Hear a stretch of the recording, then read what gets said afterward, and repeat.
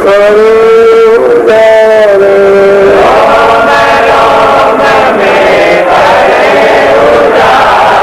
अगम पुरुष कर कार तुम खोला को करना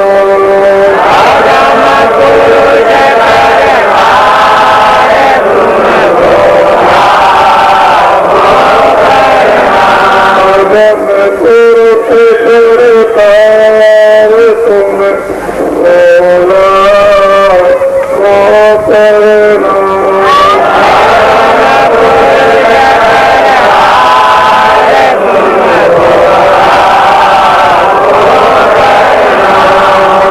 तुम खोला को करना तुम खोला को करना मेरे नील सखीमा में उतारे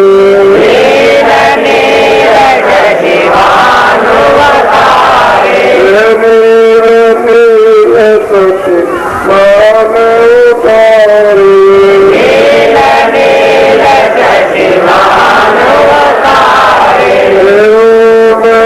खोला को करना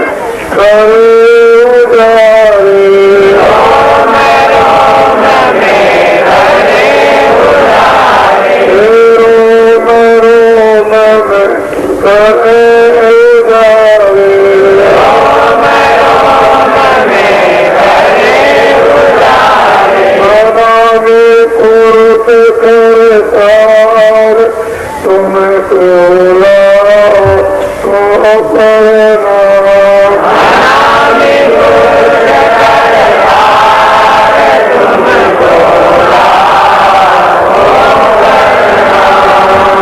तुम खोला को करना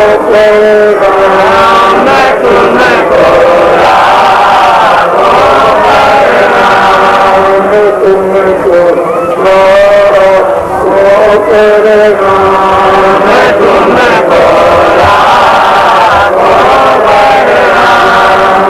तुम खोला को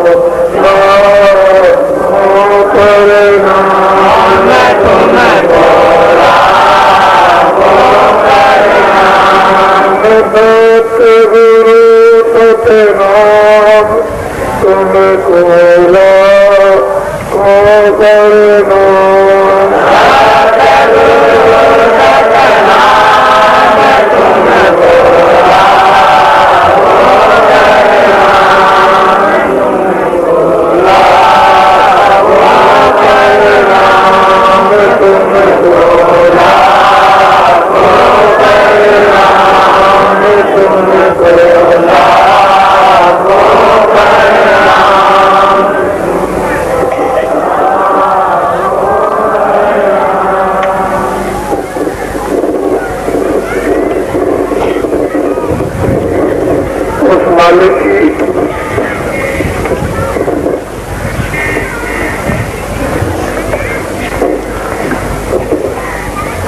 उसका खेल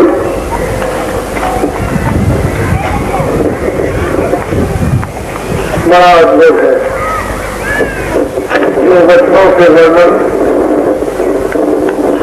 नहीं किया जा सकता।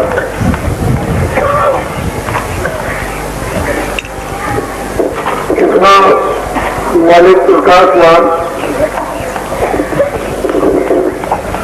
जिसके रौद्रों में कितना प्रकाश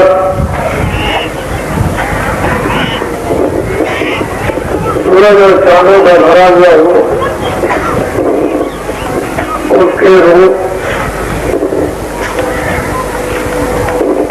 उनकी सुंदरता की, उस आनंद की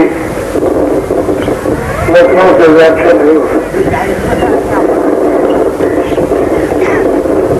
ये फर्क, ये जीवात्मा उसी का एक छोटी सी भूल है जो अपने घर को छोड़कर या मालिक ने अपनी मर्जी से खेल को दिखाने के लिए, रचना को फैलाने के लिए जो मौज फरमाई उसका कसम नहीं हो सकता। सूरत स्वयं ये उसका बोध करती है, वाणी नहीं। उसके रूप और उसके आनंद, उसकी सुंदरता को ये स्वयं जब उस बोध में और रूप में खड़ी होती है, यही पहचानती बाहर की आंखें नहीं। उस अनामी पुरुष में अपनी इच्छा, अपनी मर्जी, मौज से 3 लोगों का एक रथ में विस्तार किया। अनामी लोग के नीचे अगम लोग, कितना बड़ा, कितना ऊंचा, कितना नीचा, ये किताबों में लिखा नहीं जा सकता। उसके लिए यहाँ कहीं भी किताबें और कागज नहीं। उसकी इच्छा और मौज मर्जी से अलग लोग के नीचे अगम लोग, अगम लोग के नीचे अलग लोग, उस अलग लोग के नीचे सत्य लोग। अनामी पुरुष में अपने तीनों, एक को अगम पुरुष, एक को अलग पुरुष, दूसरे को सत्य पुरुष, उन्होंने विराजमान कर दिया। और तीनों लोगों की एक सी रचना, एक सा आनंद, एक सी शक्ति, उसमें कोई कमी लेती नहीं। और अनामी लोग बिल्कुल अलग। इसीलिए रामायण में जो गोस्वामी जी महाराज ने अनुभव किया, एक अनी अनामा और सच्चानंद प्रभुधामा, जो हुई वो एक, उसका नाम बताया नाम, एक अनी अनामा सच्चानंद, वो सबसे परे, किसी के बंधन में नहीं, उसके ऊपर किसी की हुकूमत नहीं, ना कभी होगी ना कभी हुई। वही सबका करता धरता, वही सबका आधार। अगम लोग और अगम पुरुष भी वही आधार। अलग लोग और अलग पुरुष भी उन्हीं के आधार। सतलोक और सतपुरुष भी उन्हीं के आधार। नीचे सतपुरुष की मर्जी से फिर नीचे विस्तार हुआ। उन्होंने नीचे अपने पुत्रों को उतारकर अपनी आवाज पर और नीचे स्थापित कर दिया। और सबसे छोटे पुत्र निरंजन भगवान, जो सहजल कमल में बैठकर समाधि अवस्था में बैठे हुए हैं और निरंतर सत्पुरुष की आराधना करते रहते हैं।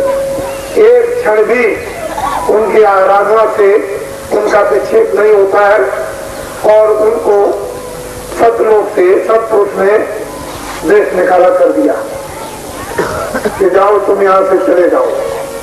इन्होंने तपस्या की, कितने युग और कल्प बीत गए और तपस्या से जब सत्पुरुष प्रसन्न हो गए तो उन्होंने कहा मैं तुमसे बहुत खुश हूँ, तुम जो भी चाहो तो मार लो। उन्होंने कहा कि मैं आपके शत्रुओं की तरह से रचना चाहता हूँ, मुझे उसी तरह का राज दे दिया जाए। सत्पुरुष ने एवं मस्त कर दिया और रचना करने के लिए जीवों का भंडार ऊपर से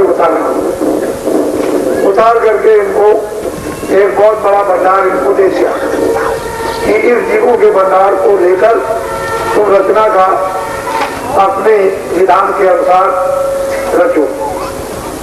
उन्होंने ये भंडार को ले लिया और फिर उन्होंने 5 तत्व, उन्होंने सूक्ष्म बनाए, उन्होंने कारण बनाए, उन्होंने लिंग बनाए, फिर उन्होंने स्थूल बनाए और फिर ऊपर से ये सारा का सारा विस्तार शुरू हुआ। इसे नीचे की रचना करने वाले निर्जन भगवान, इसके ऊपर में ब्रह्म बैठे हुए हैं, इसके ऊपर में पार्वती बैठे हुए हैं, फिर इसके ऊपर में फोन प्रूफ है और उन सबका मालिक सबको।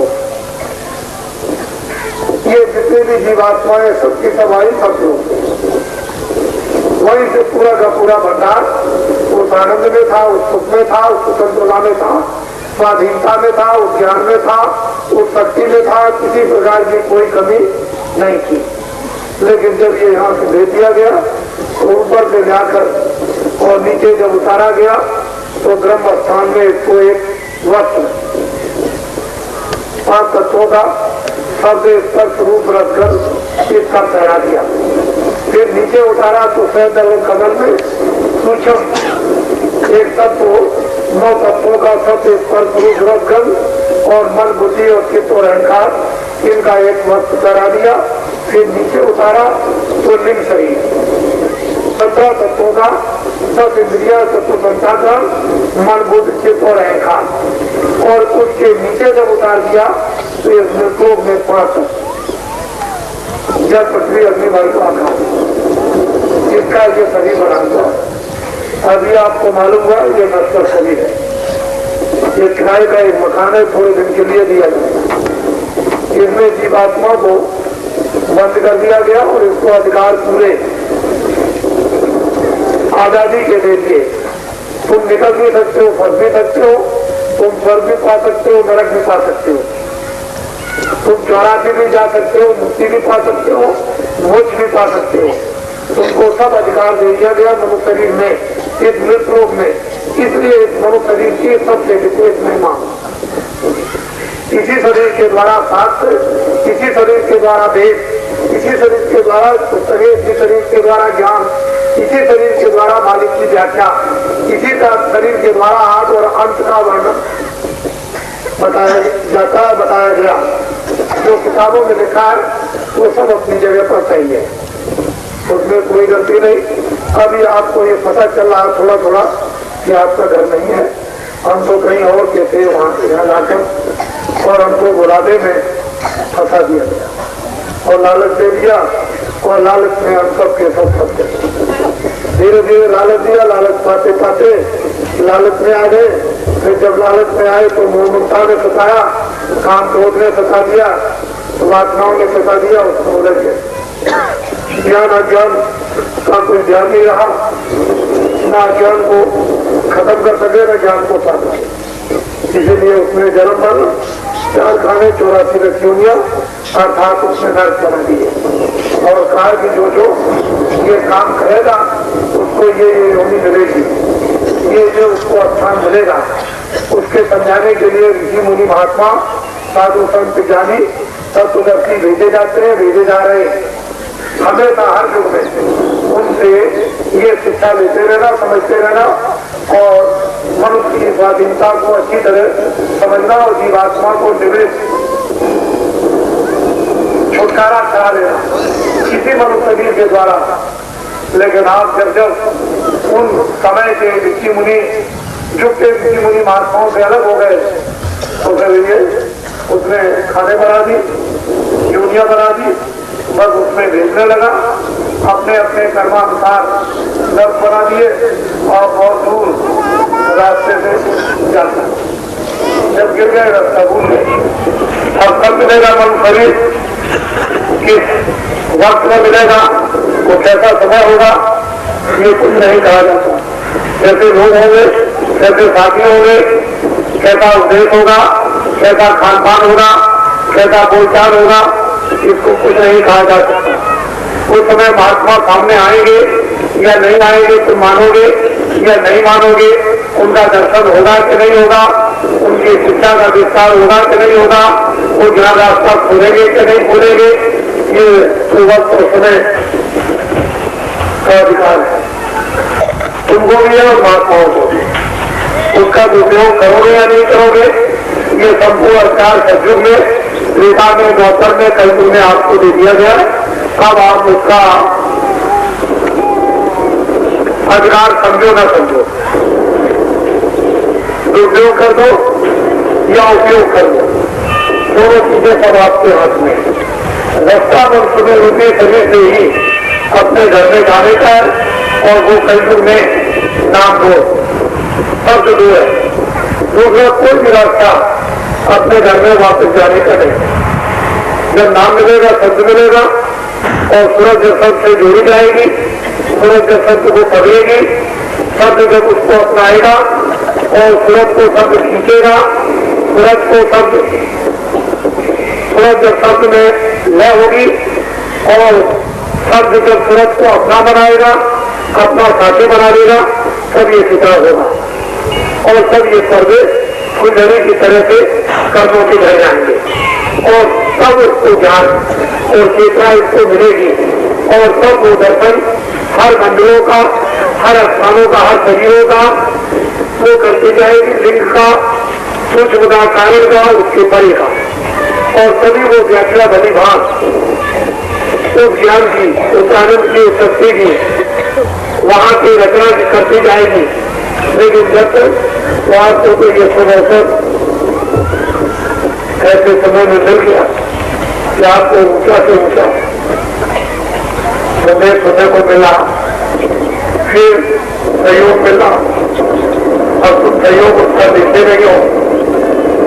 फिर तुमको जब भेद बताया गया तो तुम अपने सूरत को नाम के साथ जोड़ते नहीं, तुम उसके बचते नहीं हो। अरे शब्द तो गुरु है, शब्द तो ज्ञान है, शब्द एक आनंद है, उसके साथ जुड़ते नहीं हो तो तुमको अपना कैसे बनाएगा? तुमने तो घूमत लगा रखा है, कर्मों के पर्दे ओढ़ रखे हैं, इसलिए वो अपने में शब्द सूरत को नहीं मिला पाता। वो धीरे धीरे पर्दे जब उतार देगा तो सूरत को अपने में प्रकाश रूप में, आनंद रूप में, ज्ञान रूप में, शक्ति रूप में मिला देगा और सूरत शब्द का रूप जब बन जाती है तो स्वयं रचना यही सूरत कर्ता बन जाती है, रचना करने लगती। तो ऐसी छोटी अवस्था जो आज मानव शरीर में सूरत ने धारण की है वो लोप हो गई। उसको इस बात का ज्ञान भी नहीं है कि हम कितने ऊंचे स्थान के, हमने कितनी ऊंची शक्ति, हमने कितना ऊंचा ज्ञान, हमने कितना बड़ा प्रकाश, ये सब कुछ आज वो अपने को मोहताज, मरीज और रोगी ये जीवात्मा बन गई।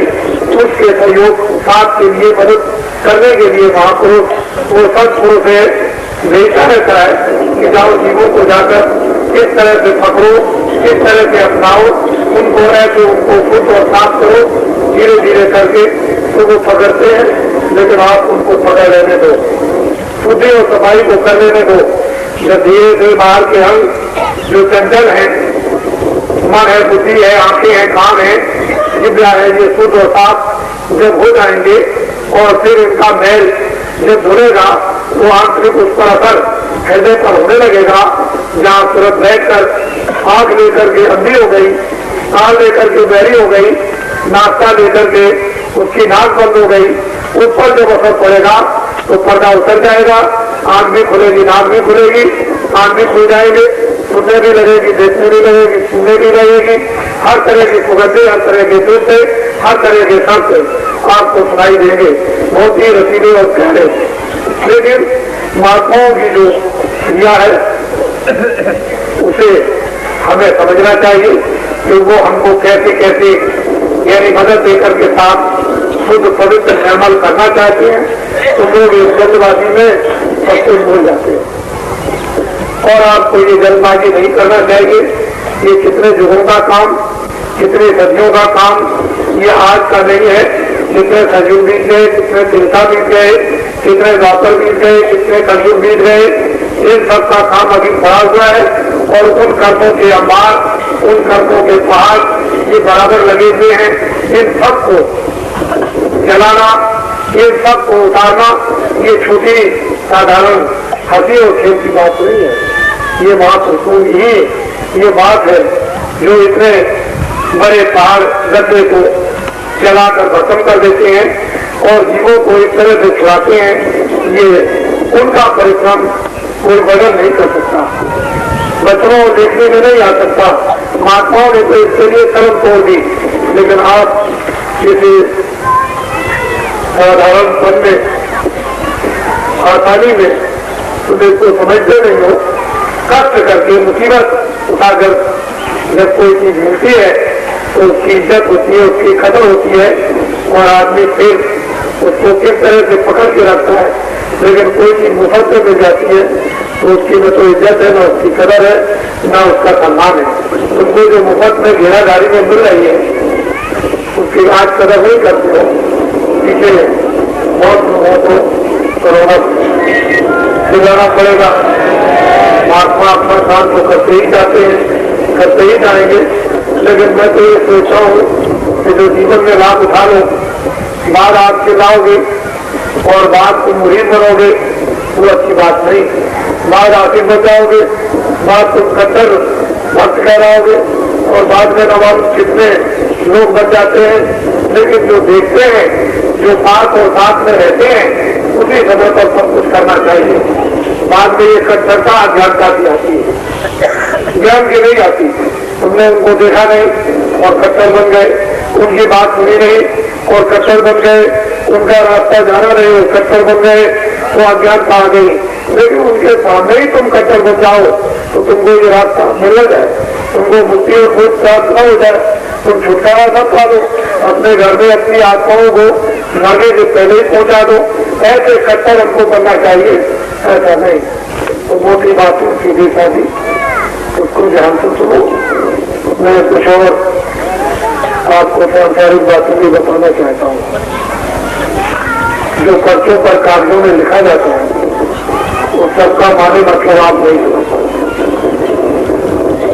उसके समझने के लिए थोड़ा विवेक होना चाहिए, बुद्धि निर्बल होनी चाहिए। तो महात्माओं के पर्चों की बात थोड़ी थोड़ी संक्षेप में समझोगे, लेकिन मैं नहीं समझ पाते और उसी से हो जाता है तुम्हारा लक्ष्य। जो निशाना बता दे, जो लक्ष्य बता दे, वहां बचने की चेष्टा करो, कोशिश करो और धीरे से चलते रहो। रास्ते में चलते रहोगे, मुड़ोगे नहीं, मुड़ोगे नहीं, चलते ही चलते रहोगे। एक ही एक कदम धीरे धीरे चिलचिल भी बढ़ता रहेगा तो आगे बढ़ते चले जाओ। लेकिन पीछे पहुंच जाओगे तो आगे का रास्ता तो बंद हो जाएगा और जो रास्ता तय किया था वो पीछे चले जाएगा। तो महात्माओं का जो लक्ष्य होता है वो वही पहुंचाना चाहते, उसी निशाने पर उसी लक्ष्य पर, और तुम उसको खो बैठते हो तो ये कोई प्रभाव और भक्तों, जिज्ञासुओं और विदेशी लोगों के काम नहीं है। व्यर्थ होने की जरूरत नहीं है। होश में रहो। जब होश में रहोगे, सचेत रहोगे, सतर्क रहोगे, तभी तो होशियारी से बच सकोगे। और तुम जब जहां भी सचेत नहीं रहे तो कहीं ना कहीं फंस जाओगे, तो फंस जाओगे, फिर गिर नहीं जाओगे, फिर कौन बचाएगा? तो बड़ा मुश्किल होगा। इसलिए खाली बुराइयों की चल रही है, उससे निकलने के लिए एक सत्संग रूपी सहारा, वो सत्संग एक कील है, महापुरुष एक नौका है। हमको उस तरफ बढ़ना चाहिए, फिर धीरे धीरे धीरे धीरे उनकी नौका के पास पहुंच जाए और नौका पर सवार हो जाए। और नौका महापुरुषों के नाम की है, शब्द की। वो ऐसी चीज आपके अंदर प्रवेश करना चाहते हैं, ऐसी लंबी बंदी लगाना चाहते हैं कि धीरे से उसको पकड़ करके तुम संभल कर चल जाओ। धीरे से चलना उतरना तुमको आ जाए और निकल जाओ यहाँ से। और बिना नाम रूपी बंदी, बिना नाम रूपी भाग की कोई यहाँ से जा नहीं सकता है। उसने एक ही रास्ता आने का और एक ही रास्ता वापस जाने का निर्धारित अनाज बना रखा है। उसने दूसरा कोई रास्ता इधर नहीं किया, एक ही रास्ता। अज्ञान के तो अन्न अनंत रास्ते हो सकते हैं, लेकिन ज्ञान का धर्म पहुंचने का एक ही रास्ता और वो नाम है वो सत्य। कलयुग में उसका प्रभाव सत्यों की कृपा से और महापुरुषों सत्पुरुष की दया से जो समय प्रसारित हुआ है वो जीवों के हितों के लिए, कल्याण के लिए, इसमें जीवों का मुख्य फायदा है, इसमें लाभ है। और ऐसे इस समय के लाभ को सदगुरु की कृपा और महापुरुषों का आशीर्वाद में तुम प्राप्त कर सके तो इतना अच्छा सुलभ आसान दूसरा जीवन और समय आपको नहीं मिलेगा। ये बहुत अच्छा समय आपको मिला, इसलिए आप उस अनुकूलता में आओ और उसमें आओगे तो बहुत अच्छा हो जाएगा, ठीक होगा।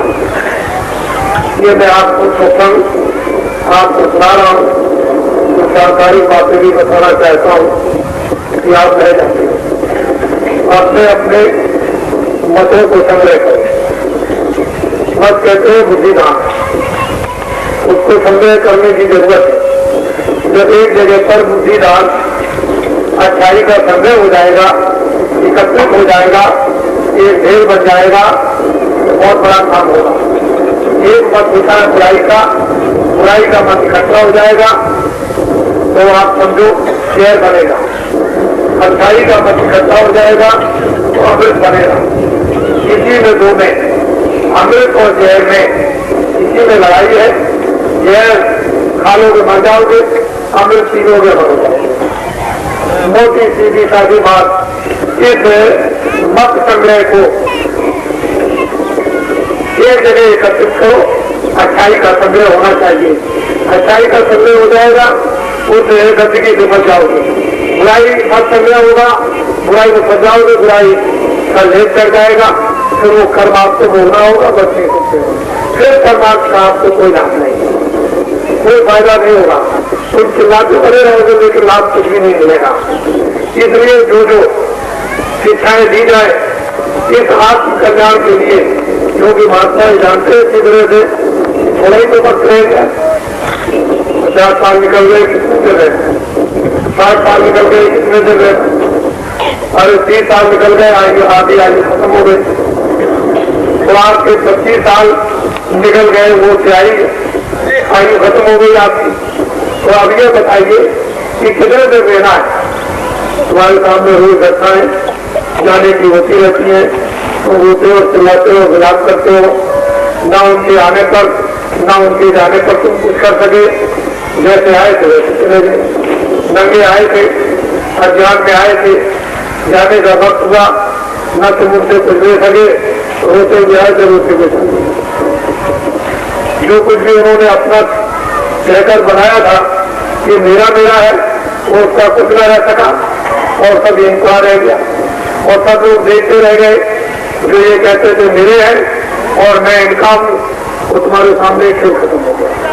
ऐसे ही देखते देखते दिन प्रतिदिन ये आप रोज अनुभव करो और इस अनुभव को अपने अंदर आने दो, तभी ज्ञान होता चलेगा।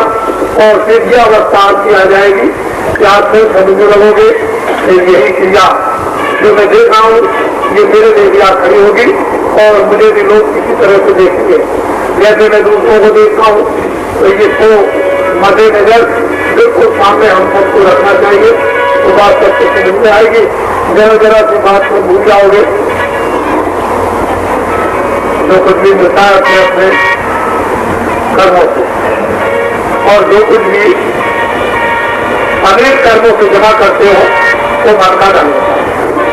वो धन भी ले जाता है, वो तो चला ही जाएगा, लेकिन घर का भी ले जाएगा। मन भी चला जाएगा, बुद्धि भी चली जाएगी और चित्त भी चला जाएगा, और बाहर का समाज जो आपने जमा किया है वो भी निकल जाएगा। मन रह गया, बुद्धि रह गई और चित्त रह गया, इंद्रियां रह गई, तो फिर बाहर का सामान जो ये छाया रूप में था वो भी चला गया। फिर रोते रह जाते, चिल्लाते रहते हो ये क्या हो गया, रोग देखते हो अमीर से गरीब, गरीब से अमीर हो जाते, निरोगी से रोगी और रोगी से निरोगी हो जाते। आप रोज देखते हो रूप होता है, रूप हो जाता है, रूप से रूपमान हो जाते हैं। रोज ये घटनाएं देखते रहते हो प्रतिदिन, और फिर भी आप अनुभव करते हो माया ने कितना फायदा आपकी बुद्धि में डाल रखा है कि वो बिल्कुल भरा देती है, एकदम ऐसा कर देती है सुनसान कि कहीं कुछ नहीं है, यही जगह सब कुछ है और है कुछ नहीं। इसी को समझने के लिए हर धर्म महात्माओं की शिक्षा महात्माओं के उद्देश्य हमेशा मिलना चाहिए, उनके शब्द खानों में खोलना चाहिए, जिससे कि हम बराबर जगे रहें और खो न जाए। हम अपनी बुद्धि को खो न बैठे, हमारी बुद्धि हमेशा हर चीज को समझती रहे, उपदेश सुनने की इसीलिए जरूरत पड़ती है। लेकिन दूर रहने के कारण हमको हर समय सत्संग नहीं मिल सकता। कौन को कभी महीने में, 2 महीने में, 4 महीने में, 6 महीने में, साल भर में कभी हमको ये संदेश सुनने को मिलते हैं, तो हम इतना भर लेते हैं कि हम बराबर उन महापुरुषों के शब्दों को याद करते रहे, जिससे कि हम संसार में उतना ही रह सके जितनी जरूरत और आवश्यकता है। बाकी इसके अतिरिक्त हम उसको समझते हैं कि हमको जाना है, तो व्यवहार और बर्ताव को सब करो, सामान सब कुछ ज्यादा से ज्यादा और कम से कम रखो, लेकिन ज्ञान तो होना चाहिए। ये सामान किस लिए रखा जाता है, उसके लिए नहीं। तो आज ये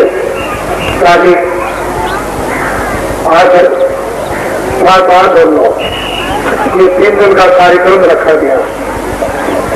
आज ये 8 तारीख समाप्त हो रही है, कल 9 है, कल भी दिन भर मैं आपको नामदान नहीं दूंगा, डरवाने की कोई जरूरत नहीं है, और नामदान नहीं दूंगा। नामदान का मतलब यह है कि वजन करना है, वजन करोगे वही आपके लिए समय पर काम आएगा। वजन एक आपके लिए पूंजी जमा होगी, और वो पूंजी किसकी? आत्मा रक्षा की। जब आत्मरक्षा की पूंजी भजन करके आप जमा कर लोगे, तो वक्त और समय पर वो पूंजी आपके काम आएगी। जीवात्माओं को नरकों में 84 में नहीं जाने देगी और जन्म मरण की पीड़ा से बचा लेगी।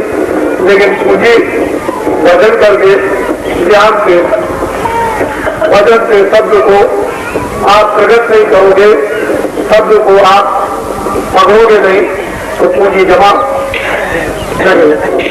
शब्द एक पूंजी है, एक धन है, एक खजाना है, जो उसको उतार लेता है, जो जमा कर लेता है भंडार के रूप में, वो उसके लिए उसका समूह बनता है, आनंद का, प्रेम का समूह बन जाता है। उसी की कमाई हम लोगों को इस कलयुग में सुलभ और पार कर लेनी चाहिए।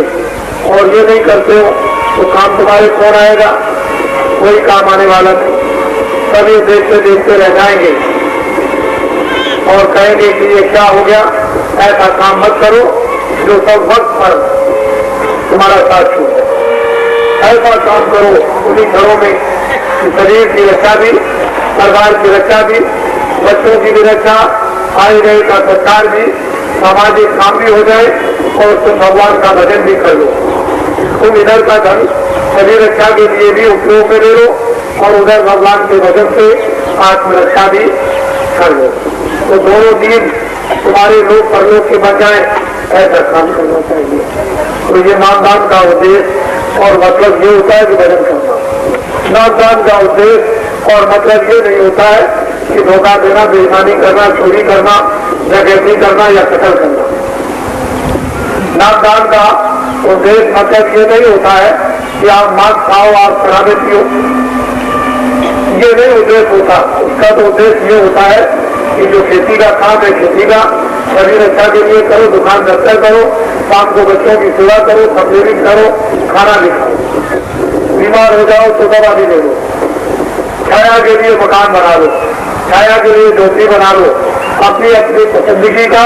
लेकिन इन सब को सैरगाह समझो, मुसाफिर खाना एक सराय समझो कि इसमें से कभी किसी समय भी हम जा सकते हैं।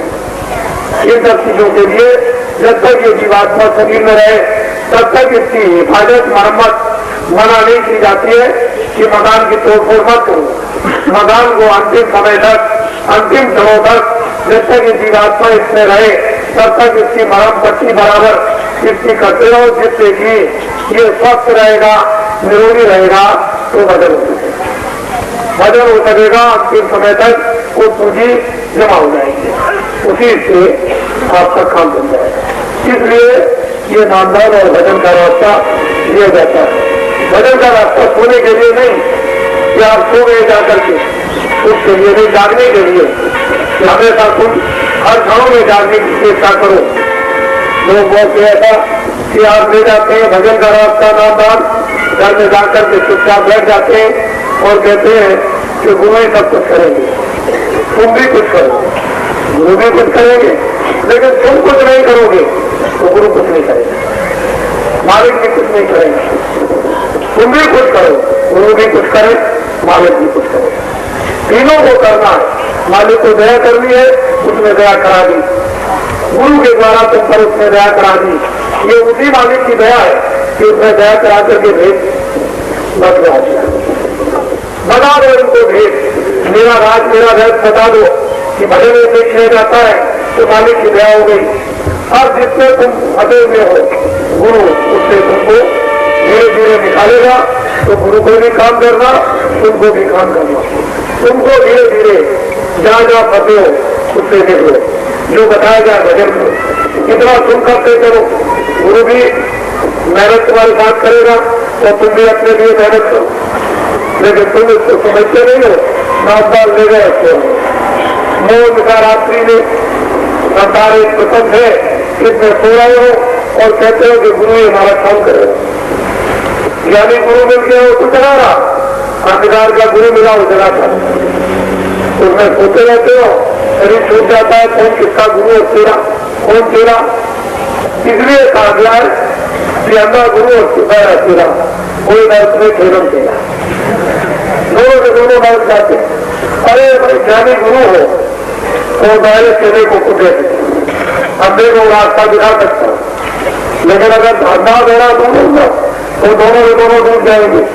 तो तुम थोड़े और जगाने की चेष्टा की जा रही है और गुरु पर वोट बनाते हो कि गुरु सब करेंगे, गुरु करेंगे ठीक है, लेकिन तुम भी कुछ करो। जब तुम करने में थक जाओगे तो गुरु बदल जाएंगे, लेकिन तुम कुछ कहोगे नहीं तो ये काल का देश है, उसमें करने के लिए तुमको कहा। जैसे तुम अपने शरीर के लिए करते हो मेहनत और एक जीवात्मा की कुछ मेहनत करो तो वो उसमें भी मदद करेगा, इससे भी मदद करेगा, दोनों तरफ मदद कर देगा। जब तुम इधर करोगे तो उधर करोगे, काम कैसे होगा। उधर तुमको नामदान आज भी ये सो जो नए लोग आए, उसका मतलब ये नहीं है जितने लोग बैठे होते हैं सब एक नया कर देते कि मैं भाई भूल को नहीं गया हूं, मैं भ्रमित को नहीं हो गया हूं, मैं नाम को आगे पीछे को नहीं ले रहा हूं, मैं ऊपर नीचे नाम को तो रूप को तो नहीं बोल रहा हूं, मेरा रास्ता कोई गलत तो नहीं हो गया, मैं शब्दों का उच्चारण गलत तो नहीं करता हूँ, मैं उन ध्वनियों को गलत तो नहीं समझता हूँ। तो जिनको दोबारा बैठ करके मिल जाता है उनको अपना और भी अवभाग समझना चाहिए कि हमको सही सही मेरा चरण मिल गया। जो नए लोग रहते हैं जिनको नहीं मिला है वो तो बेचारे अभी नहीं रहते हैं, नहीं है, वो धीरे धीरे बैठ करके समझ लेंगे, लेकिन दिया जाता है नए लोगों को लाभ हो जाता है, पुरानों को भी उनको भी लाभ होता है। और पुराने लोग जिनको नामदान मिला है वो हमेशा अपने को नया समझो कि मैं बिल्कुल मित्र नहीं हूँ, नया हूँ। जब अपने को नया समझते रहोगे तब तो ठीक है, निकल जाओगे। और तुमने समझा मैं पुराना हो गया फंस जाओ, पुराना कभी मत समझो। तो आप सब लोग नामदान ले लो, बाद में सब बैठे हो, मैं बताऊंगा, कुछ कहूंगा उसको भी सुनना हो। कोई शराब नहीं पिएगा, कोई मांस मिट्टी नहीं खाएगा, जितने भी फल अनाज ये दूध है जितना खाओ खाओ, उसके लिए कोई मना नहीं है। फिर हमारी बात को सुन लो, ब्राह्मण क्षत्रिय वैश्य हरिजन, मैं किसी जातियों को मिलाता नहीं, अपनी अपनी जातियों में रहो। मुझे न ब्राह्मण से घेना, न क्षत्रिय से घेना, न वैश्य से घेना, न हरिजन से घेना। मैं इन सबको समझता हूँ, इन मनुष्यों में वो आत्मा जो भगवान की है उसको समझता हूँ। मैं आपकी रीतियों को तोड़ता नहीं। तुम कभी मुझे मत समझना कि बाबा जी किसी की रीतियों को तोड़ रहे हैं या जात पात का कोई विवाद खड़ा कर रहे हैं। हमारे रास्ते के लिए कोई जात नहीं है, तुम्हारे काम के लिए तो अपनी जात का संशोधन कर लो। जो अलगली गड़बड़ियां हो गई, जो उसमें अशुद्धि आ गई, उसको शुद्ध करके ब्राह्मण बन जाओ, शुद्ध करके क्षत्रिय बन जाओ, शुद्ध करके दर्शन बन जाओ, शुद्ध करके आगे बन जाओ, अपनी अपनी जगह पर आ जाओ।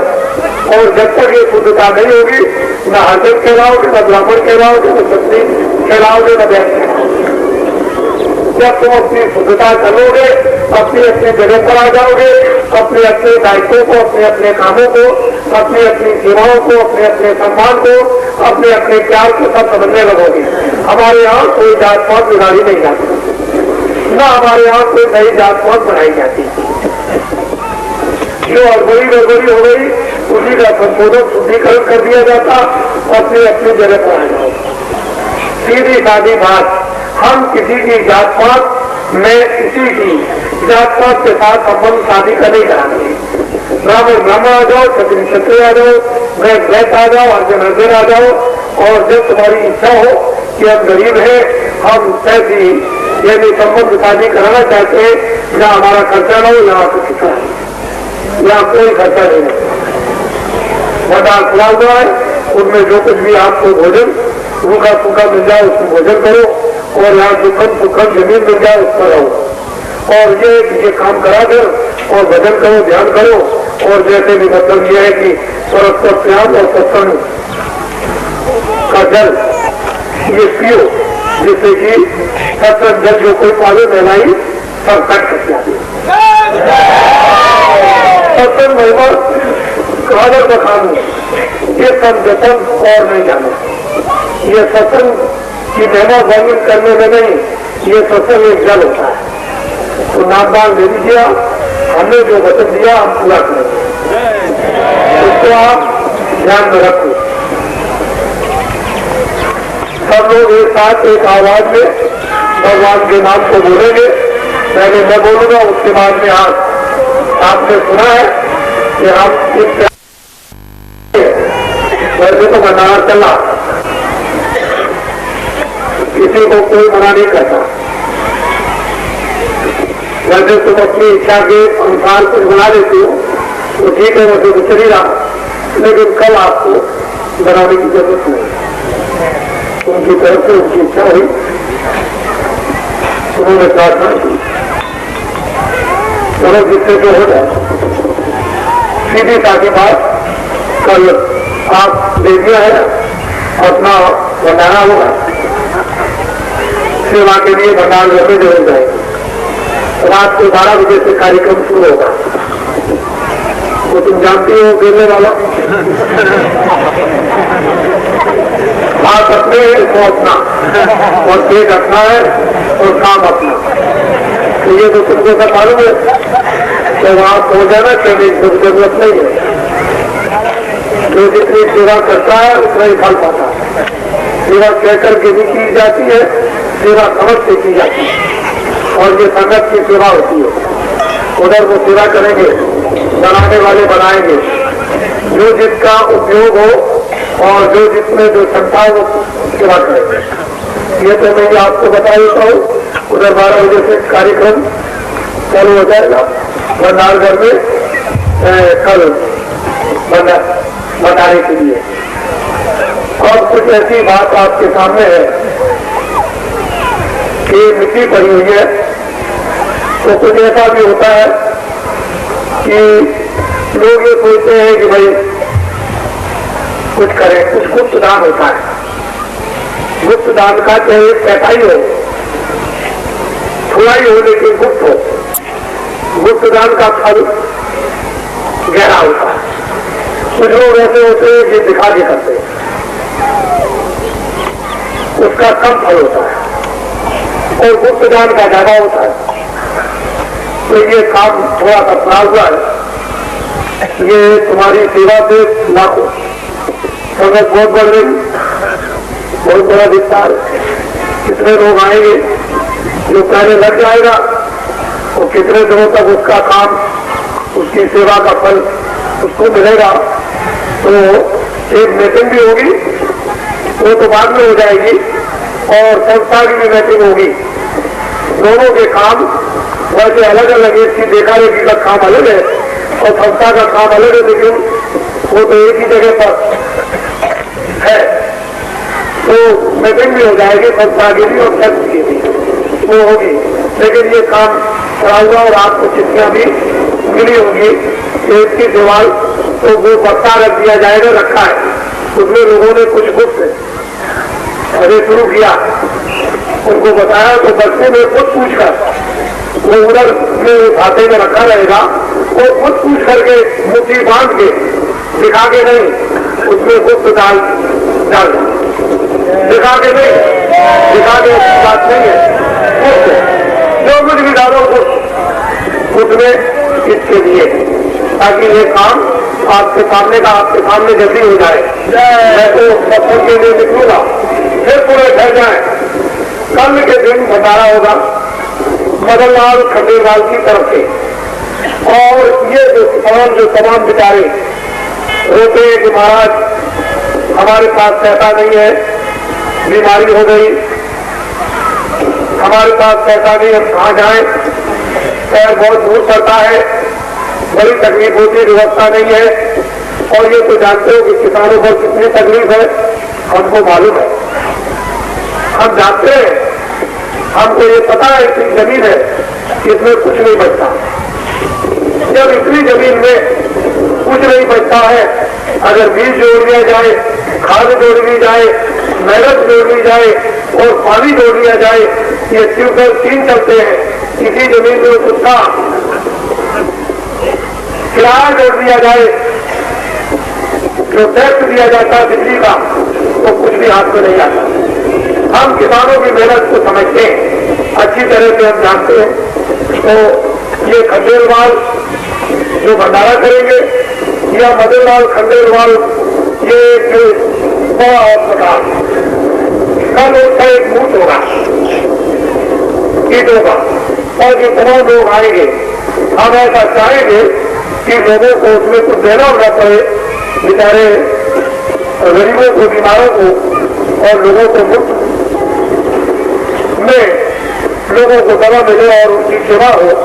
जहां तक संभव हो वहां तक तो हम प्रयत्न में किसी प्रकार का करेंगे कि मुफ्त है ये बीमारी की सेवा हो, ऐसा कार्यक्रम। और अगर बन जाएगा और हम कुछ नहीं कर सकते हैं तो हम गवर्नमेंट के हैंडओवर भी कर देंगे कि लीजिए हमने बना के तैयार कर दिया गरीबों की सेवा के लिए, और उसमें हम कराते भी रहेंगे और फिर हम कहेंगे कि ये गरीबों की सेवा के लिए ऐसा कीजिए। लेकिन एक चीज तैयार हो जाना चाहिए जो आम जनता के काम आए, आम लोगों के काम आए। अच्छा है, लोगों का उसमें कुछ सेवा लग जाएगी, क्योंकि लोग रोते और पीड़ित रहते हैं। यहाँ भी बहुत से बाहर से भी आते रहते हैं, ये किसान भी विचार चलाते हैं। हमारी बहुत दिनों से ये विचार जाना भी थी, स्कूल एक छोटा सा चला, उसमें कलम और कागज किसी को भी नहीं लगता है, मुफ्त में फ्री विद्यादान दिया जाता। वो 5 रात तक हम आगे भी बढ़ाना चाहते हैं, लेकिन समय के अनुकूल और व्यवस्था के अनुकूल धीरे धीरे बढ़ा देंगे, लेकिन जल्दी में नहीं। तो लोगों को विद्यादान 5 रात तक मुफ्त में, कोई कलम, कोई पट्टी बैठने की, उठने की कोई चीज नहीं उनको खरीदनी है, वो सीधे अपने घरों से चले आए और यहाँ आकर के उनको सब चीज मिल जाती है और अगला बार विद्यार्थी उनको पढ़ाते हैं और अच्छी पढ़ाई होती है। हम व्यवस्था और भी अच्छी करना चाहते हैं, लेकिन सुविधा के मुताबिक ही व्यवस्था अच्छी होगी, उसको थोड़ी सी देर लगती है। ये काम तो कल एक अस्पताल का आपके सामने एक मुहूर्त होगा, एक मुहूर्त होगा। और ये इसमें आप जो सामने है, ये जहाँ इतना बड़ा धन का उपदेश चारों तरफ फैलेगा, उसकी चिंगारियां चारों तरफ चलेंगी और लोग आएंगे कि ये कहाँ से विस्तार किया गया था, तो उसके लिए भी आप लोग कुछ कर लीजिए। मैं बड़े साफ शब्दों में और ये सब जनता जनार्दन के लिए, ये मेरे लिए क्या, मैं थोड़ा देरा आदमी हूँ, मेरे पास तो कोई बाल बच्चे नहीं, जो कोई आदमी सोचता हो कि भाई इनके पास कोई बाल बच्चे हो, मेरे पास कोई नहीं, मैं तो जो कुछ भी है उन्होंने जो बताया, जो उन्होंने आदेश दिया उसका पालन करता हूँ, और जैसा जैसा वो अपना कराते जाएंगे करता जाऊंगा।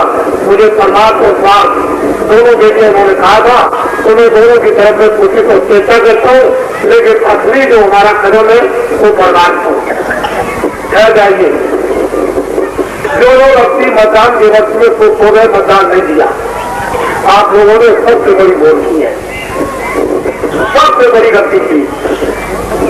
जिन लोगों ने मतदान नहीं दिया या प्रजातंत्र ने आपको अधिकार दिया मतदान देने का, तो उस मतदान का फर्क हो, जिनका अधिकार मतदान देने का हो वैलिड है, 18 वर्ष की उम्र का उनको मतदान देना चाहिए।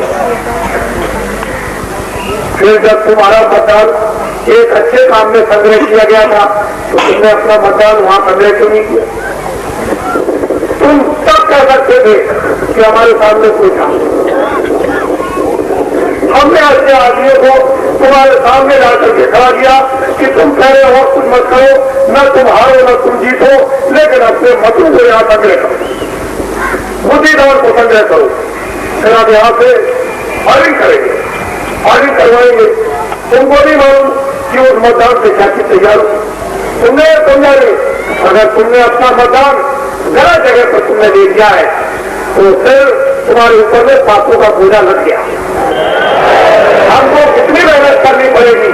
तुमने ये बात नहीं की, तुमने समझी नहीं, मुझे निकलने की जरूरत नहीं थी, मेरा इशारा ही काफी था, मेरा संकेत ही काफी था, मुझको दौड़ने की जरूरत नहीं थी, मुझे कोई अपील करने की जरूरत नहीं है। जब इतने लोगों को तैयार कर दिया तो मुझे अपील क्या करना, मैंने तो अपील पहले की। हम किसानों की तकलीफों को जानते हैं, अब हम बेकुंडी योजना बनाकर तुमको देने और गाँव-गाँव में तुमको फैला दें, तुम उस योजना पर ध्यान रखना और जहां मतों को संग्रह कर दोगे, अगर काम नहीं होता है तो हम उनको पूरी को फैलाएंगे।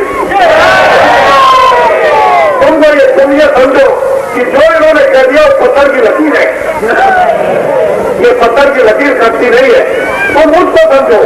अब जो योजना बनाकर तुमको दे दी जाए और गांव-गांव में तुमको उसको बता दिया जाए, फैला दिया जाए, उस योजना को तुम पक्का पत्थर की लकीर उनको बता दो कि ये कभी कटती पड़ती नहीं, ये जो कि क्यों रहेगी, ये सिरा बन जाएगी।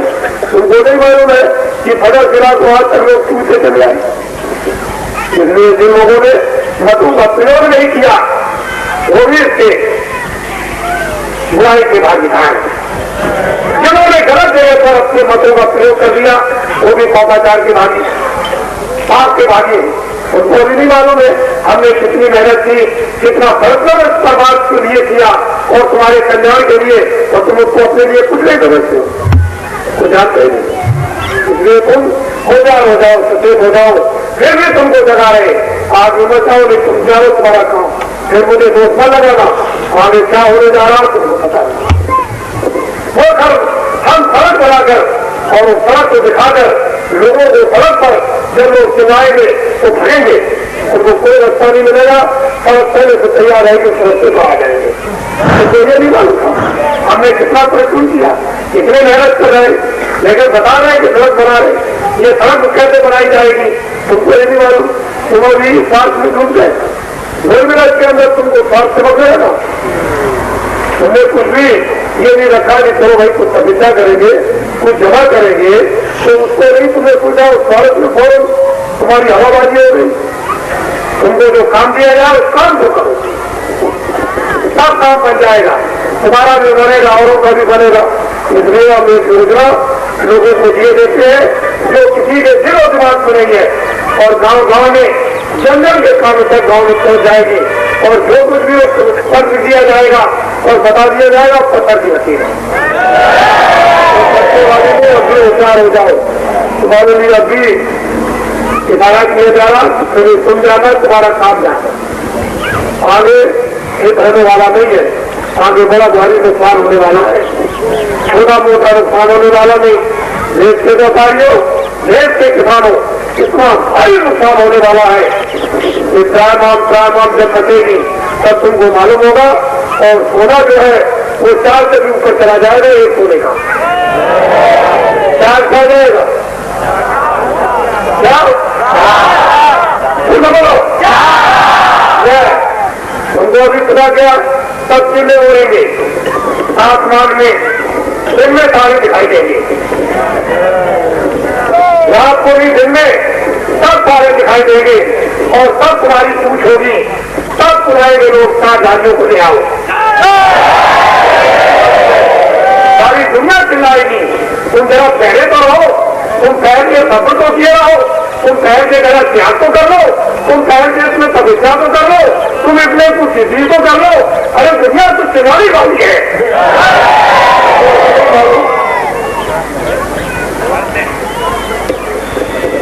जय